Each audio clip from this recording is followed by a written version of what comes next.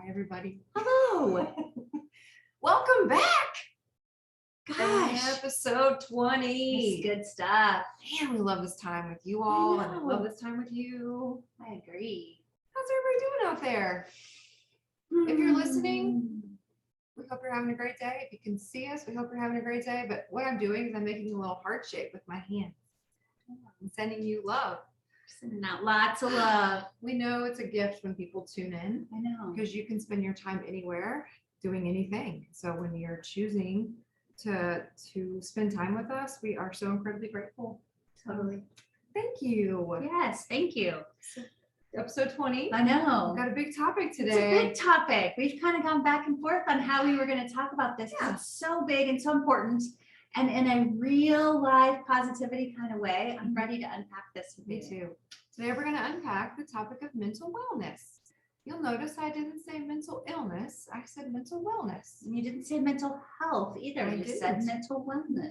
Oh, so many variations. I know. Well, it's important distinction, just to set the tone and the frame. I think you and I have always been pretty honest with everyone, not pretty honest, very honest, Yes. We are. that we're not mental health professionals, but that mental wellness is a topic and an area where we spend a lot of time both in research and in practical application. So I love that we're going to unpack mental wellness. And let's talk about the distinction real quick before we even get into our reason or our why. Mental wellness being mindfulness, being mentally well. Yes. Being proactive to be mentally well. How else do we want to set up the conversation of mental wellness? Well, you said the two things there. It's just about taking care of your mental state. That's how I would rephrase that. But yeah, the proactive piece is huge, I think, for us personally and professionally. Yeah. So yeah, I think that's good. I think a while back we were asked to keynote at a conference that the topic was mental wellness, and we were so delighted. So exciting. That there would be that intentionality around mental wellness. And a big piece of I Am Noticed work is it being for everyone, that it's tier one. So like thinking through mental wellness, everyone can relate to the conversation of how do I keep my mind well, and how does that play into the conversation around my thoughts and emotions. And so really that foundational relationship building and communication and all that, which we're going to get into in a little bit. So that's what we're going to talk about today. So that's really the what. And then I think leading right into the why is our passion for this being proactive, is that oftentimes it seems that we will have to get into a difficult spot or a difficult situation, and then we react or respond. And then it's like, gosh, I got to take care of that, or I need to do that. And I'm pointing to my brain here because it's like, I need to take care of me. It's never too late to do that.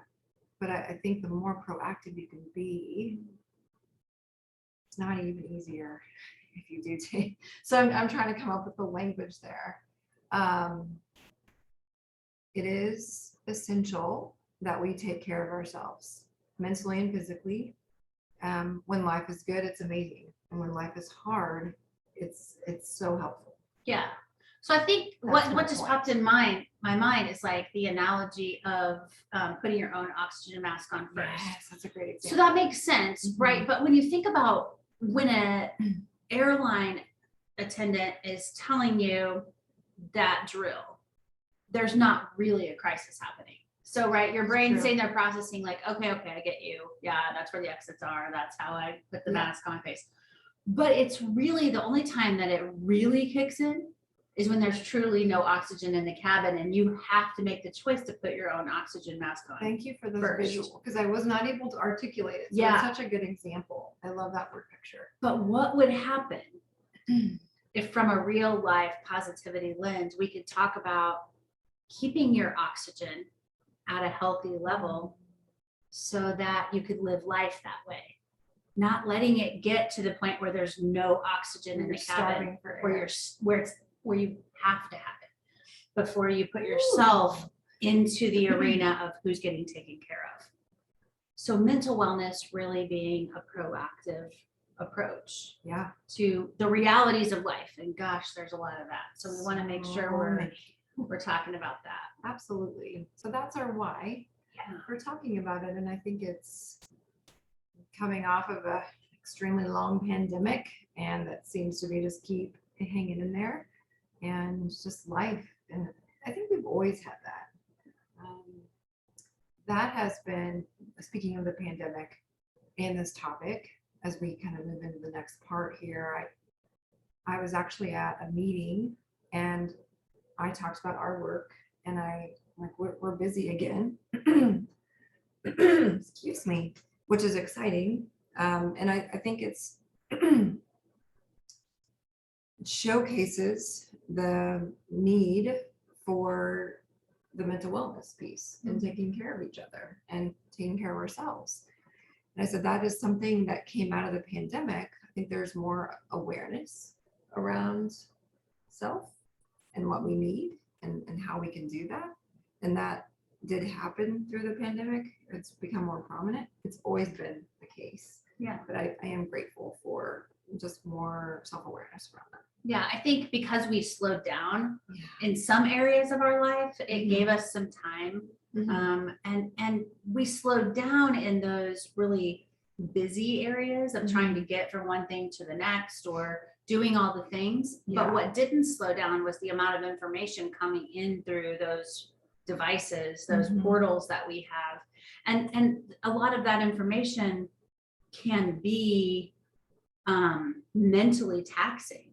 So it was a weird time to figure that out. And as I think schedules start to fill back up or places to be and all those good things, then it's like, wait, how does all this mesh back together? Yeah, how can we figure yeah. that out? Like, still being able to slow down and take care of myself, or getting to know myself again, and then combining that with everyday life. Yeah. And so there is, I think it's really important before we go any further to say that we are kind of in this conversation, both with empathy for true mental health issues and with proactivity of the work that we do for everyone, needing to kind of define a couple of things. One, what is tier one? Well, tier one's for everyone. What is tier two? That is when more resources are needed. So if, especially coming off the pandemic and a time where we have had smaller margins, we've all been felt that overload of emotion and mental capacity. If someone is feeling like, I can't choose goodness. Yeah. I can't choose my thoughts. My thoughts are choosing me. This is out of my control. Is there a proactive thing that they can do? If they're just like, I'm not mentally well. I know I'm not. Yeah. What are your options? What are your options there? And so that's an important first thing I think to know is that Jamie and I believe with all of our hearts that validating people, really seeing them and them knowing they matter that's first and foremost. That's fundamental. It's why I Am Noticed is called I Am Noticed. You are seen, you are heard. So if you're sitting there thinking, well, you don't know what I'm going through. No, we don't. I wish we could reach through and give hugs and hear your story. But I think the first thing about mental wellness is being able to know whether or not you're in a place where it's the conversation for everyone around mental wellness. Can I pick up a few tools or ideas or inspirations and have those help me get the oxygen I need? Or do I need to get help outside myself? Yeah, language I use with some kids that I've worked with, and I know like my capacity, like my expertise is that hard choosing them? Say that again. So if somebody's just like in such a hard space where I am intuiting maybe that they can't choose goodness or choose just to feel well in their minds, it feels like I would say that as like that hard, or those choices are choosing them. Like it's not within their control anymore. So that's just some language that I will kind of unpack with Do kids. you hear kids saying things that make you think that a Yeah, lot? yeah, It's a real thing. for sure. And that's okay. I mean, that's when you do get into those other tiers, and then there's like amazing experts out there that can help and support, and resources and connections and those relationships and all the things. Yeah, and we have said that before related to other conversations, that we have that resource on, we have at least one resource on our website, iamnoticed.org/resources. If if like this conversation, if you're like, okay, I'm a few minutes in and I already feel like I need to get help, besides you two smiling at me, telling me that I can make a difference in my life. It's okay. It's okay. There are options for you. Yeah, for sure. And so I think there's that real distinction of, do I need help, professional mental health? And then if that doesn't resonate and you're like, no, but I would like to make some movement in a more positive direction. Yeah. I mean, I think that's a reality too, because I do hear people using a lot of those terms that are mental health terms, but they're describing maybe still tier 1. Absolutely. And I think that's what we were talking about earlier. That's why this is proactive. So the more work and self-awareness, intentionality that you can put around this philosophy of mental wellness, and knowing yourself and people around you, you can put the work in and have that awareness so that you know where you're at, and you can take care of yourself. And again, you can't predict the future or really hard things, or there's a lot of chemical imbalances and things that happen too. So I can't just sit here and rainbow it like, if you just do all this good stuff, then you'll be fine, because life happens. So it's just the more you can take care of yourself and be intentional with your wellness, the stronger the outcome. Yeah. I think there's a part of me, and this, I don't know if this is relatable to everybody, but it feels important for me to say, like, when I'm feeling like life's out of control and I want to try to get control of it, a lot of times I will think thoughts like, I just need to get a handle on this. I just need to get all this buttoned up. I need to control it. And have a really clean house. Yeah, there's something to be said for that though. Like, what can I control? And working in that space, I can clean out a drawer. I can clean my house. I can, those things do move me in the right direction. Yeah. But when my brain starts feeling like I have to have it all in control to be okay, there's like, that's a really dangerous indicator for me, because first of all, like, as the last 18 months have proved, I can't control a lot of things. And so if the standard is, I will be okay mentally if I am in control, I got to look at that and say, what is it that I can control? And I think that's one thing I love about the fundamentals of I Am Noticed. I can control how I communicate with myself and others. I can control what I'm practicing. I can control how confident I feel, even when things are out of control around me. If I've done when you're saying do the work, if I've done the work of getting myself in a position that I know me, I can trust me. That's different for me. I don't know. Is that relatable? Did I just go off on the crazy rails? Totally relatable. This is, just so you guys know, like, I'm having a hard time like getting in a flow with my articulation of this, because I do have a sense of wanting to be very sensitive around the topic. That's probably the main reason. Just because I'm wanting to be very careful. We have talked about doing this for a while. We've been asked to do this. It is a little daunting. There's a huge responsibility with it, because we just know from all of our trainings that there's always somebody who will come out of the audience and talk about how it hit them in a really deep place. We always want to have these like conversations to serve and unpack important topics, and this one feels particularly huge right now. It does feel big. And there's the global climates, and then it's just all a lot in our world right now. So we think about the very title, Real Life Positivity, and like, I remember the day that we came up with that, and it was like, we want it to be real. Yeah. Like, we are dealing with real life. We also want it to be positive. It's like peanut butter and jelly or peanut butter We're chocolate, home. Reese's peanut butter cup right there.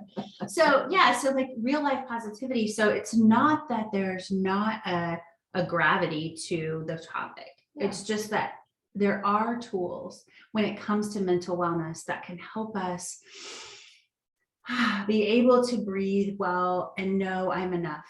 I love that. And be able to show up as the best versions of ourselves, even when we're feeling mental fatigue. Yeah, and I think it's important to acknowledge everyone's level of overwhelm. Everyone has a different story. We have the duality of, gosh, I'm having a really great day, but I got on social media and I just read that so and so did this or this happened, and it's just like you can automatically just shift. Yeah. From reading one thing or turning on the news or. So let's anything. take that example Yeah. right there. And so having been a person who has done the work where you've built your boat before you're drowning, let's say you're having a good day and then you get on and you see that post. Let's say the post, even because this is a thing that's common, that post even attacks you. I mean, maybe the person doesn't say, Jamie Lyon, you're a jerk, because no one would do that, or I would beat them up. But let's say the person says, anyone who believes this is the problem. And let's say you believe that. Okay, but you've done the work, you've built the boat, just even thinking through the cycle, how would you process that like swing in your mental wellness? Yeah, because that's definitely stuff I've done. But everybody listening would be like, oh yeah, I've been there. Do you really want to know? I really want to know. Well, what I do is I definitely check in with myself, take a deep breath. Couple things. One, I'll keep reading because I'm curious if it's piqued my interest enough where I could try to understand the perspective of the person. I'll keep reading. If it feels too damaging, like I just don't feel like it's going to be productive for me, I will just turn it off. Yeah. So it depends on maybe where I'm at, like my mental state. Am I curious enough to dive in a little deeper? Am I feeling confident enough that I could learn This is from so that good. There's person? like 5 things I want to talk about already. Keep going, but seriously. And then I also, if I completely feel at conflict with it, and I have been curious enough to continue in that arena that I'm exploring, if it comes to a conclusion where I completely disagree and just like me within my own mind with this, like what I'm reading, I'll just send that person love and appreciate their perspective. I really am not a person that goes to frustration easy. So I mentioned that I send a lot of people love. That's just kind of my thing. And because I really do appreciate different perspectives. And learning from people, but sometimes I'm maybe not in a space where I can take that in. So I love that pause that you talk about taking. I think really often life is so busy, it's hard to take that pause unless you've practiced doing it. Yeah. Because it's like, oh, I have to deal with this because it's what's in my face right now. But like that pause alone lets you choose, and it lets you take responsibility for that choice. Yeah. So if you decide to go down the road far enough that you do get frustrated or whatever, no one forced you to do that. You chose to go down that road. That feels a lot more true to self, I think, because that's a more empowered thought versus a disempowered thought that says I'm a victim. Someone made me go to this place I didn't want to go to. Right from the get-go, you're setting yourself up to take responsibility and have the privilege of choice there. So I love that. And they're just a human. I mean, just a fellow human. Yeah. Who might have a story, who has the whole, all the things. So I love that. I love because you have done the work of building your internal confidence, that you can even have the opportunity to get curious. So when we talk about confidence, no matter, again, whoever we're talking to, if it's kindergartners or adults, we're saying, a confident person is going to stand in the middle of that spectrum and say, I'm enough. There's no reason for me to say I'm better than you. There's also no reason to self-destruct and say you're better than me. Yeah. It's just, we're all enough. We're all okay. So like you're in that enough space, you get to get curious. you get to be like, oh, wait, that's a whole different perspective I have. Is there something I can Right. learn there? Yeah, absolutely. Is there something, and it doesn't necessarily change who you are. Your confidence stays the same, whether this person has different opinions or right of you or not. And in some of like the hard stuff on the news or Mm. things, I'm also incredibly sensitive. Mhm. So I have to kind of figure out where to put that. And when I'm just very intuitive and I feel so deeply, keeping myself protected is really huge. And so sometimes that can come off like I'm naive or I'm choosing not to like take a lot of information in, but I just know my capacity and my wellness and what I need to stay true and steady to me, as I am very protective about what I consume. And sometimes it's in my face. I don't get to choose. It doesn't feel like, because it's just like right there. Just with society, sometimes like things just happen. And so I guess I'm just careful with what I choose to take in. So in some ways, I think of it like, and this could kind of lead into our call to action, like how to use this information. But I think of it like as a mom, when my kids were little, especially, they're starting to get old enough that they're making their own choices. But when they were little, there were definitely things that I was aware it would be better for them if they were protected from. And so in order to keep them safe and to honor them, and I don't even, it's easy when they're little and you're talking about, is it safe for you to run in the street with cars coming? No. Make a choice there, the answer is no. But then it's like, well, should I consume this? Should I be in the know about this thing in the news? It's not as black and white. So I think as we evolve and we start trying to figure out for ourselves, should I protect myself from this or not? One question that I think we could be asking ourselves is, am I honoring me? Ooh, I love that. And I was going to ask you the same question, like, what do you do in those instances where it's like outside stimuli coming in? And how do you choose that? And what do you do? I think there's definitely a pause. I relate to the pause, and in the pause, kind of probably a theme of what comes up there is this person on my 1-inch square? So thanks to Brene Brown, I have that visual. So if you are not familiar with that, just Google Brene Brown's 1-inch square. But is this person somebody who gets to vote on me, on how I'm doing, on how I should feel about myself? Yeah. It's a good reminder. And that doesn't necessarily mean just because of something I read on Facebook, just in anything. Is this thing something that gets to be a part of me deciding who I am and how I'm doing? And then if it's something that I need to take the next step further, like if it's something that's just not going to go away, or it's something I care about even, and it doesn't feel good, I genuinely run through the cycle.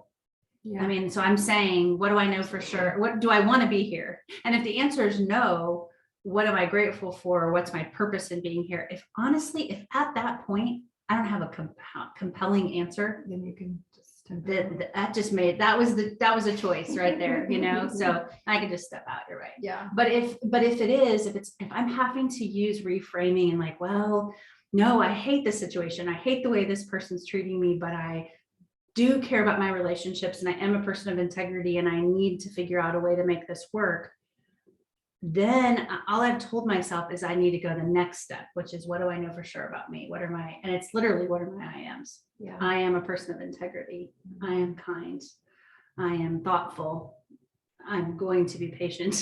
Sometimes, self-fulfilling prophecy. And then truly, I want to, if I have to go through that much work to deal with something, I know myself, I want to get to the part where I can notice goodness in the other person as soon as possible. So I want those first 2 phases to be pretty efficient, because that person's not waiting for me to go through all that. No, they don't even. They have no idea. They have no idea. So interesting. So I really, if I'm dealing with another person, I want to get to that place where I can notice goodness in them. And then just with the flow of that, expect that goodness is going to come back one way or the other. And that gives me hope to like deal with it.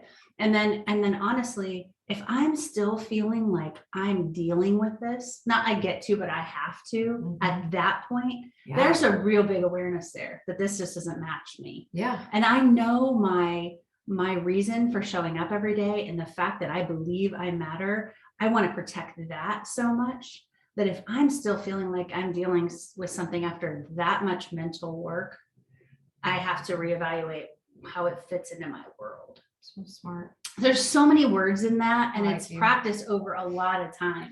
But No, that is, and I think that's one thing that's hard. it's definitely a practice. I was going to say, it's definitely hard to communicate, like, wait, what'd you just say? I had to get a notebook out because there's so many steps there. But once you practice it a lot, I do think, and that's why the cycle visual is so important to me. So really, we're kind of given in this content, giving some examples of what we hope people can do, Yeah. right? Yeah. To keep yourself in a good mental state. Yeah. And to have healthy mental wellness. Yeah. And so that I think it boils down to, like, the first thing is, do you honor yourself? And not in a, again, it's not in a boastful or braggy, I'm the best person here, I need to be right, I need to be, it's just, am I honored? I really think it's kind of cool where we are in our climate right now, and that there is permission to do that. Yeah. I working with kids, and there can be loose terms like around anxiety and depression, and everybody knows about that stuff right now. Yeah. Oh, that makes me feel anxious. Oh, that I have anxiety, or I feel depressed. So I think sometimes the language could get thrown around loosely, but I bring it up here specifically because, like the Simone Biles example, like she chose what was best for her and the team. Yeah. So I feel like more than ever, like, I don't know, you might feel the same way, but like growing up, I had hard stuff. I didn't have this language. I didn't know I was trying to have a strong mental state. Or when I felt this internal burning and worry, I didn't know that was anxiety. I had never heard of those terms. And so I think, Well, because I think some of that's called stress, and it's helpful. It helps us know, trust our ability to handle things outside of our control and push us. It's only when, and this would maybe have been good to say early, but the definition of mental illness being, it's debilitating. Yeah. So when, I think as a kid, I definitely felt stressors there. It would be interesting to go back and say, oh, these were the times where it crossed that threshold into debilitating. And these were the times that helped me grow into who I am today. Yeah. Because I wouldn't want to trade. I mean, I want to be where I am today. I want to have the strength. Yeah. And I think of Simone Biles, gosh, what a great example. I'm glad you brought it up. Yeah. And I love how you said that. It was best for her and the team. Yeah. And when I said I get to that point in the cycle where I'm like, I know I matter, that's exactly what I'm thinking. If I fry myself out, I am not there for you. I am not there for this work. I'm not there for my kids. I'm not there for Carl. I can't, I mean, my brain can't go much. I just can't do that. I can't afford that because they are so important and I want to be there for them. So the more you can practice choosing goodness for yourself, then the stronger your mental state is, then you have good mental wellness, and then you can go out and navigate your world and be the best version of yourself. And the whole world's a better place for it. Whoa, it's good stuff. It's real. Holy cow, you guys. And it's life and it's positivity. It is. I think it's pretty interesting. It's there for all of us to do. And I'm sure you catch this language often, is that practice piece. Yeah. Because it's not perfect. And I mean, I think that's why I personally love that example of this like amazing Olympian who's so competitive and all the things, and she is an absolute person of excellence and thrives in that space. And so she chose. And here's the thing too about that. I just cut you off. Sorry. No, it's okay. It just like, and there's lots of ways people interpreted that too. So I want to be careful even with that opinion, but the way it was kind of presented, at least in the beginning, is like she's choosing not to perform. She still came back and performed. That was an event. And so I think it's crazy when we act like it's all or nothing. And I think the beauty of this conversation, of all the conversations we have, is kind of summarized. I couldn't help it because I was just looking at the screen. It's like summarized right here. Like, we're going to rise, radiate, repeat. It is going to, it's not going to look exactly the same every day, but this is not like Oh, yeah. Simone Biles was done competing forever. She's done being a gymnast. She's done putting on a leotard. She's done being a human. None of that. It was one time that mattered because it was a world stage and there was lots of commentary about it.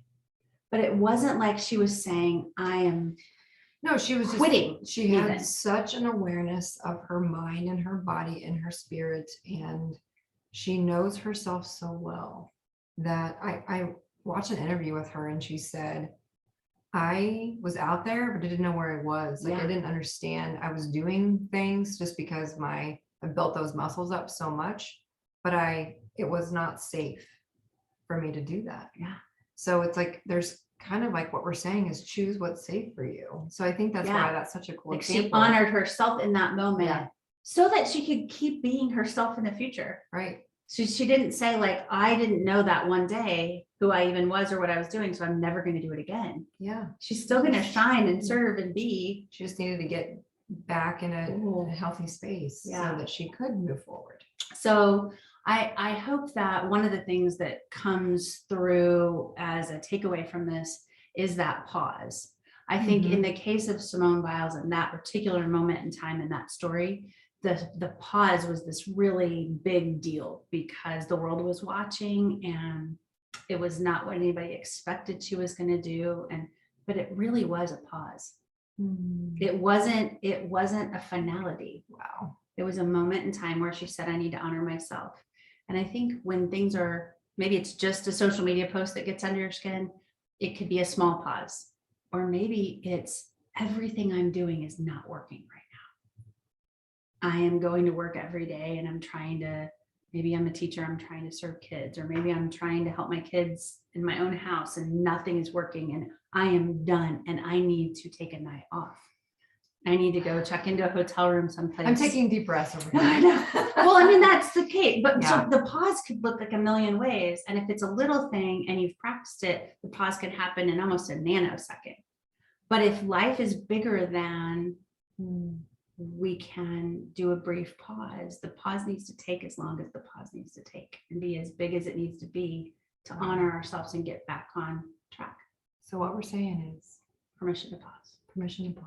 Permission to feel, permission to take care of yourself, permission to practice noticing goodness in yourself and others. And you're worthy of being honored by everyone in your space. And we all are. And so we got to do that first. Yeah. And you are enough. And we heard this from a speaker. It's okay not to be okay, but it's best not to sit in that space too long. So take care of yourself, use our resources if you need it.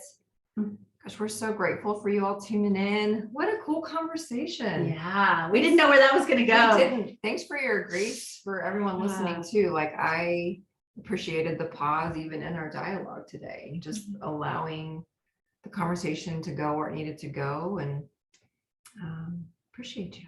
No kidding. Yay. Thank you. Real life positivity. Yeah. Bye, everybody. Have a good day. Bye. Bye.